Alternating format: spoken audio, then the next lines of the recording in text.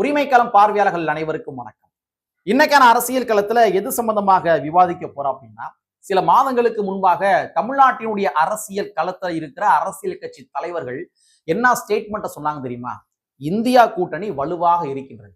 India கூட்டணி ஸ்ட்ராங்கா இருக்குது, ஒரு கட்டுக்கோப்பா இருக்குது. இந்த கூட்டணிக்குள்ள எந்த விதமான சலசலப்புகளும் கிடையாது அப்படின்ற மாதிரிதான் தமிழ்நாட்டில் இருக்கிற அரசியல் கட்சி தலைவர்கள் போற இடங்கள் எல்லா இடங்கள்லயுமே சொல்லிக்கிட்டே இருந்தாங்க.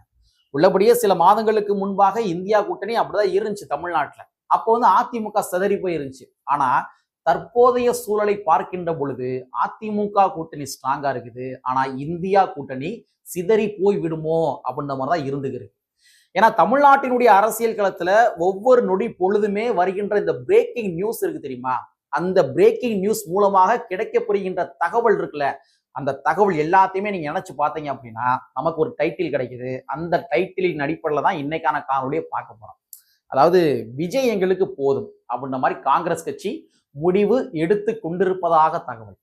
விஜய் எங்களுக்கு போதும். அதே மாதிரி இப்ப சமீபத்துல பாத்தீங்கன்னா மாணிக் தாக்கூர் டெல்லி போனாரு. டெல்லியில போய் காங்கிரஸ் கட்சியினுடைய தொண்டர்களுடைய மனசை நான் அங்க பிரதிபலிக்க போறேன் அப்படின்னு டெல்லிக்கு போனார். ஆனா டெல்லியில என்ன சொல்லி அனுப்பிச்சு விட்டாங்க? நீங்க தமிழ்நாட்டுக்கு போய் கூட்டணி சம்பந்தமாக எதுவும் பேசாதீங்கன்ற மாதிரி தான் சொல்லி அனுப்பிச்சு விட்டாங்க. ஆனா காங்கிரஸ் தற்பொழுது என்ன பண்ணிக்கிருக்காங்க அப்படின்னா, திமுகவை முன்னாடி விட்டு பின்னாடி அடிக்கிற மாதிரி தான் அவங்களுடைய செயல்பாடுகள் இருந்து கொண்டிருக்கின்றன. ஒரு 2 நாளைக்கு முன்னாடி ஒரு முக்கியமான தகவல் வந்திருக்குது. ஆனா இந்த தகவலை யாருமே எந்த ஒரு செய்தி தொலைக்காட்சிகளிலுமே விவாதங்கள் செய்யவில்லை. நாம விவாதம் பண்ணிடுவோம். தமிழ்நாட்டினுடைய அரசியல் களத்துல திமுக கூட்டணி உடைகின்ற தருவாயில் இருக்கின்றது. அதற்கான காரணங்கள் என்ன, அதற்கு பின்னாடி இருக்கிற அரசியல் என்ன என்பதனை இந்த காணொலியில கொஞ்சம் டீட்டெயிலா பார்த்துடலாம். நண்பர்கள் அனைவருக்கும் இளம்பெரு வழுதியின் இனிய வணக்கம். நாங்க இப்படி பார்த்துட்டோம். இனி ஜென்மத்துக்கும் எங்களால குனிய முடியாது. அதனால நாங்க சண்டை போட போறோம். வழக்கம் போல வீடியோக்குள்ள போறதுக்கு முன்னாடி நேயர்கள்ட்ட நம்ம ஒரு கேள்வியை தூக்கி முன்னாடி வச்சிருவோம். அதாவது இந்த 2026 தேர்தல்ல மொத்தம் 3 பிளேஸ் எடுத்துக்கங்க. ஃபர்ஸ்ட் பிளேஸ் இந்த கட்சி வரும், செகண்ட் பிளேஸ் இந்த கட்சி வரும், தேர்ட் பிளேஸ் இந்த கட்சி வரும் அப்படின்ற மாதிரி உங்களுக்கு எந்தெந்த கட்சிகள் வரும்னு தோணுதோ அதை நீங்க ஒரு கமெண்டா பதிவு போட்டுருங்க. சரியா? சரி, அதாவதுங்க ஒண்ணும் கிடையாதுங்க. 2 நாளைக்கு முன்னாடி, அதாவது கடந்த 24/1/2026 2 நாளைக்கு முன்னாடி மாணிக் தாக்கூர் ஒரு முக்கியமான ஒரு பதிவு போட்டிருக்காரு. முக்கியமான ஒரு விஷயத்த பதிவு பண்ணியிருக்காரு. உள்ளபடியே தமிழ்நாட்டினுடைய அரசியல் களத்துல அனைத்து தலைவர்களுமே இதை விவாதம் பண்ணியிருந்திருக்கணும். அனைத்து ஊடகங்களுமே விவாதங்கள் பண்ணியிருந்திருக்கணும். சமூக வலைத்தளங்கள்ல எல்லாருமே விவாதங்கள் பண்ணி இருக்க வேண்டும். ஆனா யாரும் விவாதம் பண்ணவில்லை. சரி, காங்கிரஸ் கட்சியினுடைய மாணிக் தாக்கூர் அவர்கள் என்ன பதிவு பண்ணார் அப்படின்றத நான் வாட்சி காட்டுறேன். என்டிஏ கூட்டணி பண அதிகாரம் கொண்டது. என்டிஏ கூட்டணி, அதாவது ஏடிஎம்கே கூட்டணி இருக்கு இல்லையா, ஏடிஎம்கே பிஜேபி இவங்க எல்லாமே. சோ என்டிஏ கூட்டணி பண அதிகாரம் கொண்டது. தேர்தலில் அது தோற்கடிக்கப்பட வேண்டும் அப்படின்னு சொல்லி காங்கிரஸ் கட்சியினுடைய மாணிக் தாக்கூர் சொல்றாரு. கூடவே இன்னொரு தரவுலையும் சொல்றாரு, தேர்தலில் என்டிஏ கூட்டணிக்கு 3வது இடமே கிடைக்கும் அப்படின்னு பதிவு பண்றாரு.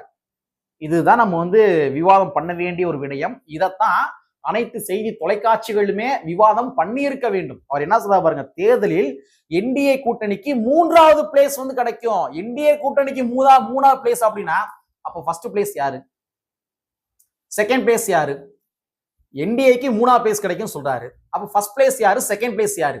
ஃபர்ஸ்ட் பிளேஸ்ல எந்த கூட்டணி இருக்க போகின்றது, செகண்ட் பிளேஸ்ல எந்த கூட்டணி இருக்க போகின்றது? தேர்ட் பிளேஸ் என்டிஏ கூட்டணி. அப்ப இதுதான் தமிழ்நாட்டினுடைய அரசியல் களத்துல பேசுபொருளா இருந்திருக்க வேண்டும்.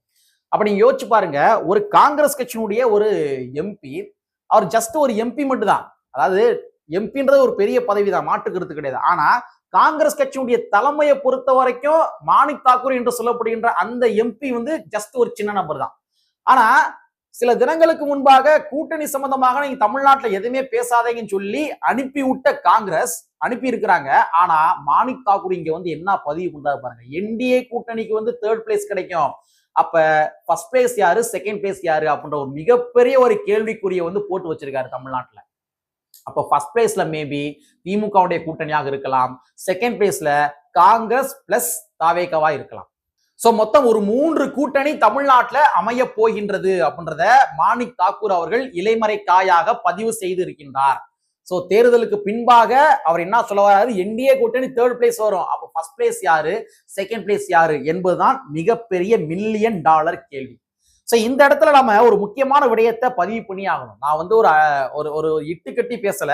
ஆனா சன் டிவியும் கூட என்ன பண்ணிருக்காங்க, இதை உறுதிப்படுத்தி இருக்காங்க. சன் டிவியும் கூட இதை உறுதிப்படுத்தி இருக்கின்றார்கள். அவங்க எப்படி உறுதிப்படுத்திருக்காங்கன்றத பாருங்க. அதாவது அவங்க என்ன சொன்னாங்க, இப்போ ஒரு நியூஸ் கார்டு காட்டுறேன் பாருங்க. அதுல என்ன போட்டிருக்காங்க பாருங்க. இந்த 2026 தேர்தல் என்பது என்டிஏ கூட்டணிக்கும் இந்தியா கூட்டணிக்கும் அப்படின்னு பதிவு பண்ணல. என்டிஏ கூட்டணிக்கும் தமிழ்நாட்டுக்குமான ஒரு போட்டின்றாங்க. ஆக்சுவலா வந்து சன் டிவி யாருடைய சேனல்? அவங்க திராவிட முன்னேற்ற கழகத்தினுடைய சேனல். அப்ப திராவிட முன்னேற்ற கழகம் என்ன பதிவு செய்திருக்க வேண்டும்?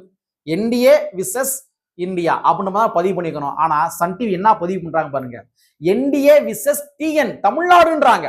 இந்த 2026 தேர்தல் என்பது என்டிஏ கூட்டணிக்கும் அதே மாதிரி தமிழ்நாட்டுக்கும் இடையிலான ஒரு போர் அப்படின்னு பதிவு பண்றாங்க. அப்ப அவங்க என்டிஏ கூட்டணிய அவங்க ஏற்றுக்கொள்ளவில்லை. அப்ப என்டிஏ கூட்டணி அவங்க ஏற்றுக்கொள்ளவில்லை என்றால் காங்கிரஸ் கட்சியை ஏற்றுக்கொள்ளவில்லை. காங்கிரஸ் கட்சி திராவிட முன்னேற்ற கழகத்தினுடைய கூட்டணியில் இருந்து பிரிந்து போவதற்கு பாசிபிள் அதிகம். ஆல்ரெடி பிரிஞ்சு போயிருச்சா அப்படின்னு கூட தெரியல. ஏன்னா சன் நியூஸ் வந்து திராவிட முன்னேற்ற கழகத்தினுடைய ஒரு அபிஷியலான ஒரு செய்தி தொலைக்காட்சி.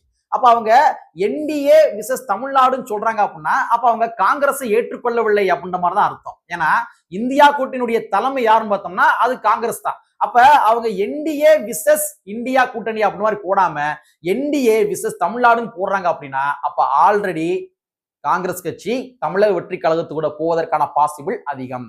அப்ப நீங்க கொஞ்சம் கனெக்ட் பண்ணி பாருங்க. அப்ப மாணிக் தாக்கூர் சொல்றாரு இல்லையா, நான் வந்து என்டிஏ வந்து நம்ம தோற்கடிக்கப்பட வேண்டும், என்டிஏவுக்கு இந்த 2026 தேர்தல்ல தேர்ட் பிளேஸ் தான் கிடைக்கும் அப்படின்னு சொல்லி மாணிக் தாக்கூர் சொல்றாரு. அப்ப ஃபர்ஸ்ட் 2 பிளேஸ் யாரு? அதையும் சன் நியூஸ் போட்ட இந்த நியூஸ் கார்டையும் நீங்க கொஞ்சம் கனெக்ஷன் பண்ணி பாருங்க. அப்ப இந்த இடத்துல உள்ளபடியே திமுகவை முன்னாடி விட்டு பின்னாடி அடிக்கிற மாதிரி தான் காங்கிரஸ் கட்சியுடைய செயல்பாடுகள் இருந்து கொண்டிருக்கின்றது. அப்ப முழு மூச்சாக எங்களுக்கு தமிழக வெற்றி கழகம் போதும் அப்படின்ற மாதிரி அந்த ஒரு ஸ்டாண்டுக்கு இங்க காங்கிரஸ் வந்துருச்சோ அப்படின்ற மாதிரி நம்ம பார்க்க வேண்டிய தேவைகள் இருக்கின்றது. ஒருவேளை காங்கிரஸ் கட்சி திராவிட முன்னேற்ற கழகத்தினுடைய கூட்டணியில இருந்து வெளியே போயிட்டாங்க அப்படின்னா அப்ப தமிழ்நாட்டினுடைய கூட்டணி கணக்குகள் மாறுமா அப்படின்னு கேட்டீங்கன்னா அதற்கும் மிக அதிகமான பாசிபிலிட்டிஸ் வந்து இருக்குது. ஏன்னா நீங்க கொஞ்சம் யோசிச்சு பாருங்க, இங்க காங்கிரஸ் கட்சி வந்து ஊசல்ல இருக்கிறாங்க. அண்ணன் திருமாவளவனுடைய செயல்பாடுகள் நம்ம இந்த இடத்துல கருத்தில் கொள்ள வேண்டிய தேவைகள் இருக்கின்றது. திமுகவுடைய செயல்பாடுகளையும் கருத்தில் கொள்ள வேண்டிய தேவைகள் இருக்கின்றது. திமுக வந்து தற்பொழுது ஒரு பண்ணையார்த்தன தோரணையில வந்து இருக்கிறாங்க. அவங்களுக்கு கொள்கை கோட்பாடுகள் எல்லாமே தூக்கி போட்டுட்டு தேர்தல் கணக்கை மட்டும்தான் அவங்க கருத்துல கொண்டு வேலை பார்த்துக்கிட்டு இருக்காங்க. பெரியாரா, சாதி ஒழிப்பா, சமூக நீதியா, போயிட்டே இரு, 2026 தேர்தல நான் ஜெயிக்கணும் அவ்வளவுதான் அப்படின்ற மாதிரி அந்த ஒரு ஸ்டாண்டுக்கு வந்துட்டாங்க. சோ அதனுடைய நீட்சி தான் விடுதலை சிறுத்தைகள் கட்சியுடைய நிறுவனர் அண்ணன் திருமாவர்கள் ஒரு 14 வருடத்திற்கு முன்பாக என்னுடைய வாழ்நாள்ல இனி வரப்போகும் காலங்கள்ல நான் பாமக கூட கூட்டணி வைக்கவே மாட்டேன், பாமக கூட இருக்க மாட்டேன், பாஜக கூட இருக்க மாட்டேன், பாமகவும் பாஜகவும் எந்த கூட்டணியில இருக்குதோ அந்த கூட்டணிலாம் இருக்க மாட்டேன் அப்படின்னு சொல்லி 14 வருடத்திற்கு முன்பாகவே அவர் பதிவு பண்ணிட்டார். சோ இந்த நிலைமையில கடந்த ஒரு 10 நாட்களாக நான் திருமாவர்கள் தமிழ்நாட்டுல இல்ல. ஒரு ஆயுர்வேத சிகிச்சைக்காக அவர் வந்து வெளி மாநிலத்துக்கு வந்து பயணமும் போயிருந்தார்.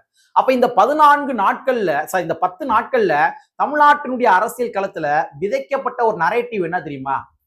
பாமகவுடைய ராமதாஸ் அணி இந்தியா கூட்டணிக்குள்ள வரப்போகுது, அதாவது திமுக வந்து கூட்டணிக்குள்ள சேர்த்துக்கிற போறாங்க அப்படின்ற மாதிரி ஒரு நரேட்டிவ் செட் பண்ணாங்க. சோ இந்த நரேட்டிவுக்கு திமுகவுடைய அமைச்சர் ராஜா கண்ணப்பன் இருக்கார் இல்லையா, அவரும் கூட என்ன பண்ணாருன்னா அங்க ராமதாஸ்ட பேசிக்கிருக்கோம், விரைவில் அவரும் உள்ள வரக்கூடும் அப்படின்ற மாதிரி சொல்லியிருந்தாரு.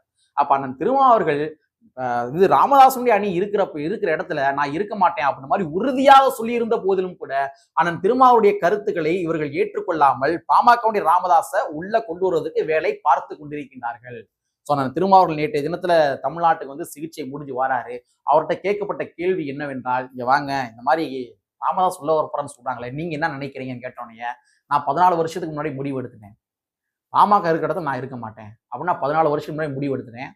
ஆனா திமுக தான் தற்பொழுது முடிவெடுக்க வேண்டும், பாமக உள்ள கொண்டு வருவோமா வேணாமா அப்படின்னு சொல்லி திமுக தான் முடிவெடுக்க வேண்டும் அப்படின்னு சொல்லி அண்ணன் திருமாவர்கள் பகிரங்கமாவே பதிவு பண்ணார். அப்ப இதுவும் கூட தமிழ்நாட்டினுடைய அரசியல் களத்தில் மிகப்பெரிய பேசு பொருளாக மாறி இருக்க வேண்டிய செய்தி, மாற்றி இருக்க வேண்டிய செய்தி. திமுக வந்து சொல்றாருங்க, திமுக மெசேஜ் கன்வே பண்றாரு, நான் ஸ்டாண்ட்ல கரெக்டா இருக்கேன், நான் வந்து 14 வருஷத்துக்கு முன்னாடி முடிவு எடுத்துட்டேன், நீங்க என்ன சொல்றீங்க, நீங்க தான் பதில் சொல்ல வேண்டிய இடத்துல இருக்கிறீங்க அப்படின்னு சொல்லி திமுகவுக்கு வந்து ஒரு கேள்வி எழுப்புறாரு. அப்ப நீங்க யோசிச்சு பாருங்க, இந்த பக்கம் காங்கிரஸ் மாணிக் தாக்கூர் வந்து என்டிஏ கூட்டணி 3ஆவது இடம் கிடைக்குன்னு சொல்றாரு. சன் நியூஸ் என்ன பண்றாங்க வந்து என்டிஏ விசஸ் இந்தியா கூட்டணி போடாம என்டிஏ விசஸ் தமிழ்நாடுன்னு போடுறாங்க. இந்த பக்கம் அண்ணன் திருமாவர்கள் பாமகவுடைய ராமதாஸ் வந்து உள்ள வந்தார் அப்படின்னா நான் 14 வருஷம் முன்னாடி முடிவு எடுத்துட்டு நான் வெளியே போயிருவேன், திமுக இனி பதில் சொல்லணும் அப்படின்னு சொல்றாரு. அப்ப இந்த கூட்டணி நீடிக்குமா இல்ல நிலைக்குமா? நிலைக்குமா? அப்ப தமிழ்நாட்டினுடைய அரசியல் களத்துல எது வேண்டுமானாலும், எந்த நொடி பொழுது வேண்டுமானாலும், எப்பொழுது வேண்டுமானாலும் நடக்கலாம். நீங்க கொஞ்சம் யோசிச்சு பாருங்க. அரசியல் சூழல் கருதி அண்ணன் திருமாவர்கள் பல இடங்கள்ல வந்து அனைத்து கட்சிகளுமே விமர்சனம் பண்ணியிருக்காரு. அவர் விமர்சனம் பண்ணாத கட்சியே கிடையாது. திமுக இருந்தாலும் சரி, அதிமுக இருந்தாலும் சரி, பாஜக இருந்தாலும் சரி, இல்லாட்டி இந்த பக்கம் வந்து பாமக இருந்தாலும் சரி, தாவேகாவாக இருந்தாலும் சரி, சீமானாக இருந்தாலும் சரி, அரசியல் சூழல் கருதி அந்தந்த நேரங்கள்ல வெளிப்படுகின்ற கருத்துகளுக்கு ஏற்றவாறு திருமாவர்கள் விமர்சனம் பண்ணியிருப்பார். ஆனா தன்னுடைய வாழ்நாள்ல 2 கட்சிக்கு மட்டும்தான் வந்து நான் கேட்ட அடைச்சிருக்கேன். இந்த 2 கட்சிகள் கூட என்னுடைய வாழ்நாள்ல கூட்டணி கிடையாதுன்னு சொன்ன 2 கட்சி அது பாமகவும் பாஜகவும் மட்டும்தான். அப்ப அரசியல் களத்துல எது வேண்டுமானாலும் பாசிபிள். ஏன்னா கூட்டணி அப்படின்னா அந்த 2 கட்சி மட்டும் தான் கிடையாது. அப்ப அவர் வந்து வேற கூட்டணி கூட அமைக்கலாம், இல்ல தனியா கூட போட்டி போடலாம். இந்த மாதிரி கூட இருக்குது. அப்ப இந்தியா கூட்டணி தற்பொழுது ஸ்ட்ராங்கா இல்லை அப்படின்றத நம்ம புரிந்து கொள்ளலாம். அதே மாதிரி வந்து காங்கிரஸ் கட்சி இல்லைங்க, எங்களுக்கு வந்து இந்தியா திமுக வந்து வேணாம், நாங்க தனியா முடிவு எடுத்துக்கிறோம், அந்த மாதிரி ஒரு நிலைப்பாட்டுக்கு வந்திருக்க கூடும் என்பதாகத்தான் இந்த செய்தியை நம்மால் புரிந்து கொள்ள முடிகின்றது என்பதனை கூறிக்கொண்டு, அரசியல் களத்துல எது வேண்டுமானாலும், எப்பொழுது வேண்டுமானாலும், எந்த நொடி பொழுது வேண்டுமானாலும் நடக்கலாம். அதனால எல்லாத்துக்குமே எல்லாருமே தயாராக இருங்க என்பதை கூறிக்கொண்டு, கற்பி ஒன்று சேர் புரட்சி செய்யும் புரட்சியாளர் அம்பேத்கருடைய வரியை கூறிக்கொண்டு நிறைவு செய்கின்றேன். நன்றி, வணக்கம்.